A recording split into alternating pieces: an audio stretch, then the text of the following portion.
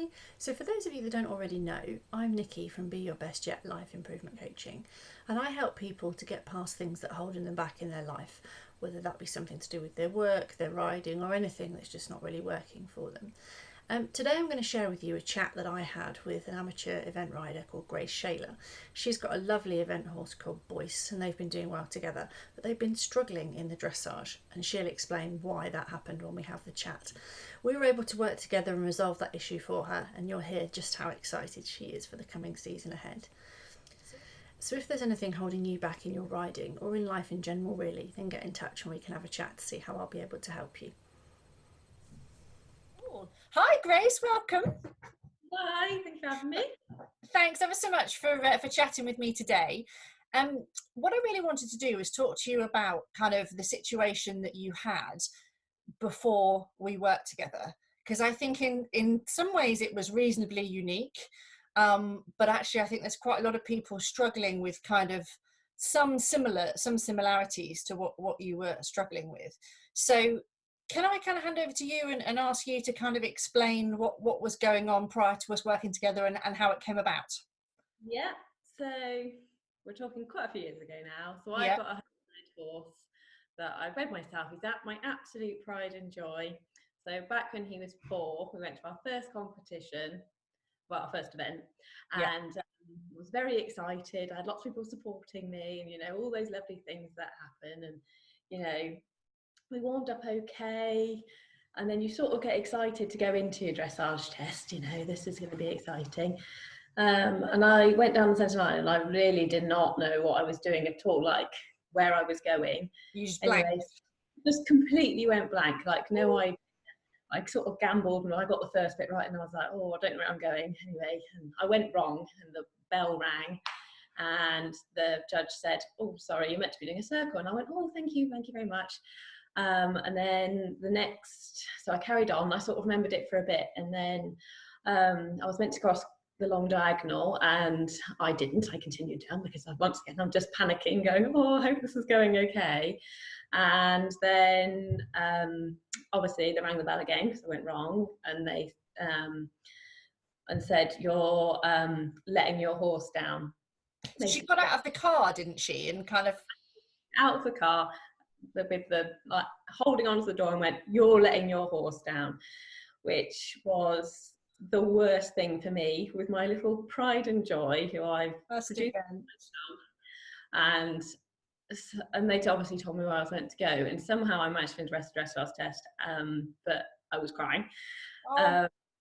Literally like tears streamed down my face, and we got an awful score, and I was like, I don't even know if I want to continue today. And then it's just followed us round for the rest of our career. So we have competed quite a bit at eventing now, but I've gone in terrified with dressage, terrified I'm going to forget it. Like I practiced my dressage like 70, 80 times to the point where you're like, that's not normal. That's not normal. So Boyce could go in on his own and do it if he needed to. That was very much my plan. I was like, if I do it enough, you can remember it. So the worst case scenario, he was like, we're circling, mate. We need to do this now.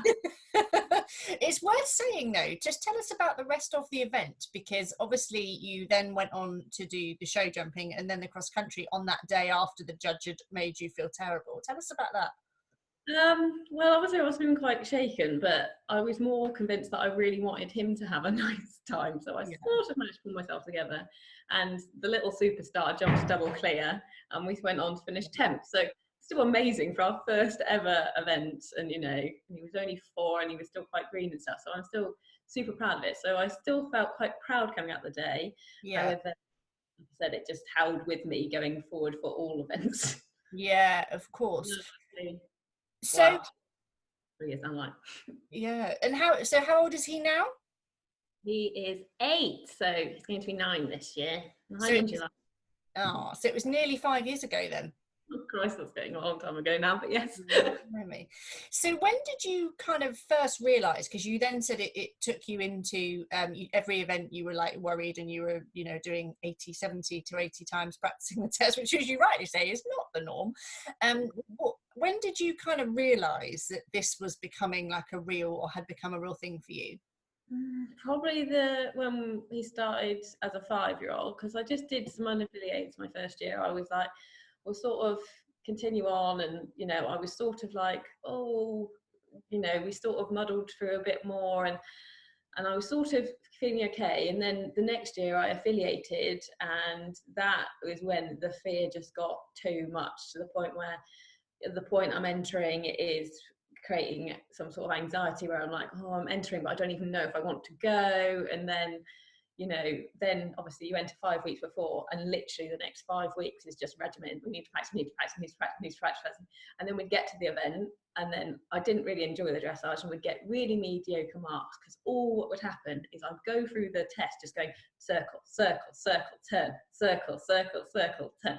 Like, no point did I think, oh, how's he going? Or shall I need more leg? Or shall I do whatever? It literally is, what am I meant to be doing now? So we come up with quite average scores, which obviously affects the whole day. But as soon as I'd finished the dressage, no matter what the score was, then I enjoyed the day. Right. And I was like, it's the point where I don't even know if I want to event, because it creates such stress before.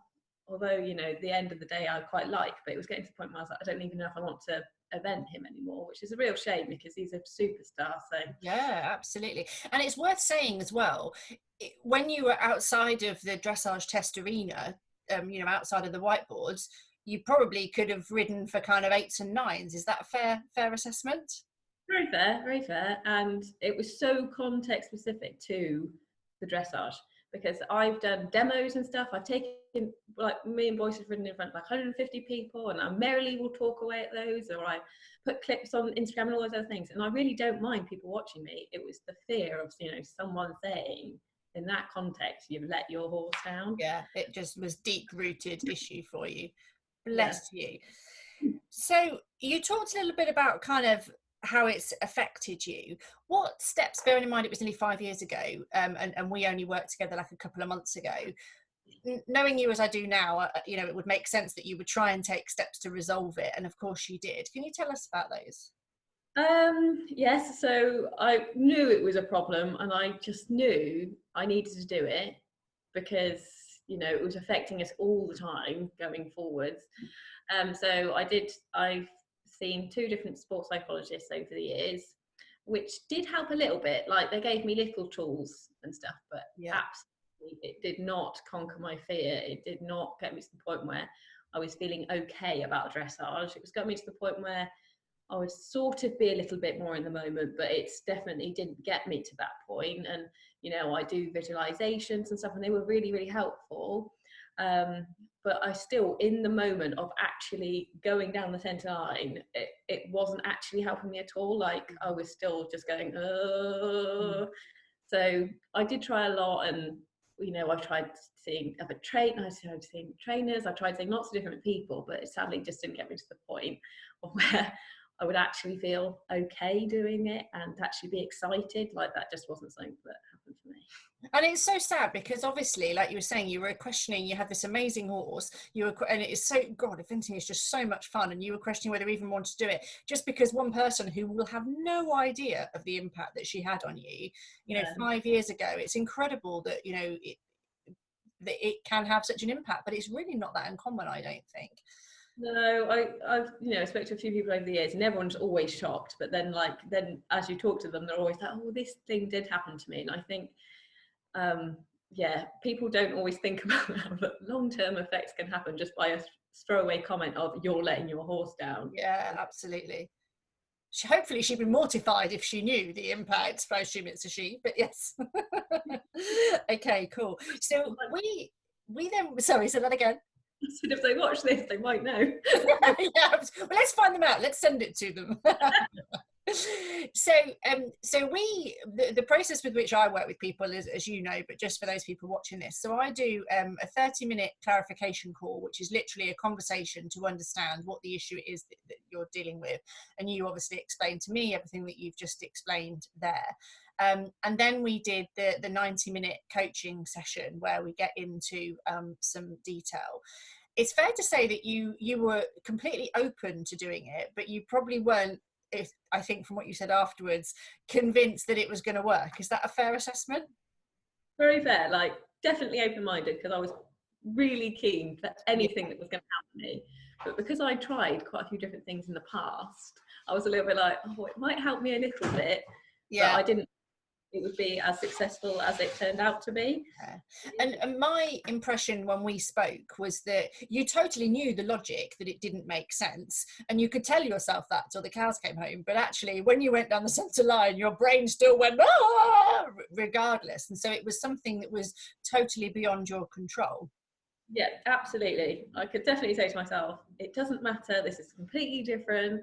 I know I didn't let him down. It's a horse, like he doesn't even know we're competing, like all those things. I could tell myself out of that moment, and then just happen. Yeah.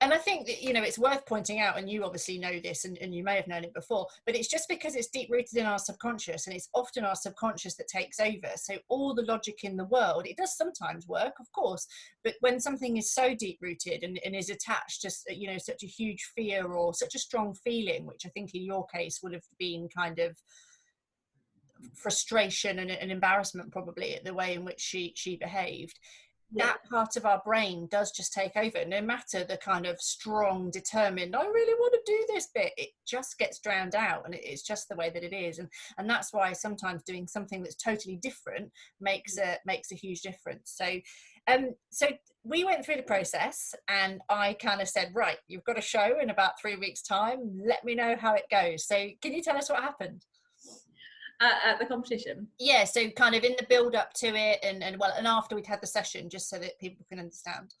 Yeah, so after, I felt like, oh, this is very different from what I would normally have done in one of my coaching sessions or whatever I've tried in the past. So I entered, and normally at that point I have this adrenaline spike of going, oh, I don't want to do it. But I entered, and I felt fine at that point. And then going up to it, completely different. I think I probably only ran my test probably about 5 times, which is, let's be honest, dramatically less. Yeah, absolutely. The day before, I know you messaged me and was like, how are you feeling? And I was like, I feel neutral, which neutral is massively positive. It wasn't dreading, it wasn't anything. And then on the day, I felt completely chill. Like there was lots of horses doing lots of weird things in the warm-up. There was lots of bucking, rearing, and anyway, my horse is just like, oh, I'm fine. I've got this. And because I think I was super chill, he was even more like, oh, okay, this is great. We went around the outside, and I did what you recommended. So I went down to the line. I literally went, and then the whole test was just literally like, oh, we're just schooling at home. And he was just, and we entered, and we immediately got an 8. Like normally I get like a 6 because I entered very tentatively, like, am I going right? But no, I was like, right, I'm going to stare him in the face, and I dare you not to give me an 8. Yeah, brilliant. And that was what continued through the whole thing. I'm just riding for it, and I was in the moment. I could go, oh, I need a bit more leg here, I need, a bit more inside bend, or whatever what we needed. I could actually do that instead of going So the conscious thought was actually able to happen, which is fantastic.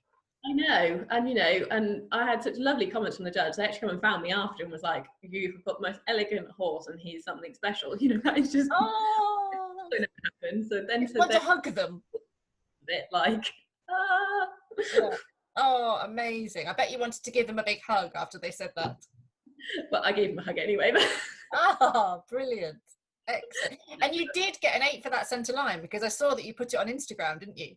Yeah, I did, because I was just so proud of that I could start that. And I obviously had some really other good marks in it as well, but I was so happy that I, something that is normally my most terrifying part of going down the centre line, I was like, no, I'm going to do this, we're fine, and just rode for it. And it was nice to be smiling through my test instead of like being terrified. And I think that really affected obviously him, because he was like, oh, this is more like what you're like at home. Yeah. And it shone through to the judge as well. So amazing. And so obviously now we're not too far off the start of the eventing season. I'm guessing kind of March, April is when you'll be aiming to start. Yes, probably it's going to be April now, but yes, I'm very excited, and I'm actually really looking forward to it. And you know, I came out of that dressage test going like, I want to do another one, which also doesn't happen either. Brilliant. Right. So yeah, I'm actually really excited for the season ahead. I'm always excited anyway, but I'm really, really excited because I'm really think we've got some potential to actually show some good marks, or even if we don't get the good marks, because you know that is still out of my control. Even if I can feel like I've enjoyed the whole day, then that makes it much more worthwhile for me. Yeah, and the fact that you can go into it knowing that it's all possible, not that you've got to get this awful phase out of the way and then get onto the good stuff. I mean, a lot of people feel like that, but not to the same extent that you did. Yes. I think I prefer like the jumping's more fun, but I was just more like, I just really need to get it over with. But, yeah, absolutely. Looking forward to hopefully enjoying the whole eventing season, and especially every day by day. So yeah. Fantastic. And what's the plan for your season? What are you starting at? Are you planning to step up? How's that looking? I'm going to start at 100, and very quickly we're going to try to go to novice, and there is actually a 1-star that I've got earmarked as well. Amazing. So, no, dressage isn't stopping now. No, I'm going to go. Yeah, absolutely. And obviously, you know that we can work together on getting you in the right mindset for stepping up as well, just to give you that kind of extra, like, you know, ability for belief. And it's just, again, it sometimes your issue was quite deep rooted, but we were still able to resolve it, you know, really successfully in just 90 minutes, which was brilliant. So, you know, you can actually get yourself, or I can help you get into the right headspace to kind of feel as positive as is possible about stepping up to the next level, which is amazing. That would be fabulous, because I'm just so overwhelmed of how well the first session went. Like anything else would be like, I'll be completely glowing and woo. So what's really exciting is where you can be this time next year, on account of the fact that you've now just put that well and truly in the past. I know, and I feel like we actually can do something hopefully quite respectable and quite, you know, and I'm really looking forward to stepping up as well. Yeah. Because I've been teetering on the edge for quite a while, but you know, there's always been like something sort of holding us back, and now I'm just like, no, nothing's going to hold us back now. Yeah, amazing. Oh, I can't wait to watch your progress this season. So do you know which is your first event that you've got planned? Have you, or is it not that clear yet because of your collarbone? Yeah, because of my surgery, I'm trying, because originally I was going to go March, but because I've got my surgery, they're saying 2 weeks recovery at the moment, but I think they're gonna say 6 after, so I don't want to push myself to do anything too quickly. Yeah. Especially yeah. So yeah, I'm thinking April. I've got a local one near me, which is Ascot under Witchwood, which it's quite a confident run for him, and then stepping up in May to novice. Amazing. Oh wow, so proper. So because you did try novice before, I think, or you planned to do novice before, didn't you? But it was, things conspired against you, so it's kind of going out and cracking it. Every time I enter one, something happens. So. Historically, every time you entered one, something happened. Going forward, it's all good. It's not going to happen, so it's fine. Exactly. Brilliant. Well, listen, thanks ever so much for sharing that with me. I really appreciate you for taking the time. Thank you very much for helping me. Oh, you're super welcome. It was a pleasure.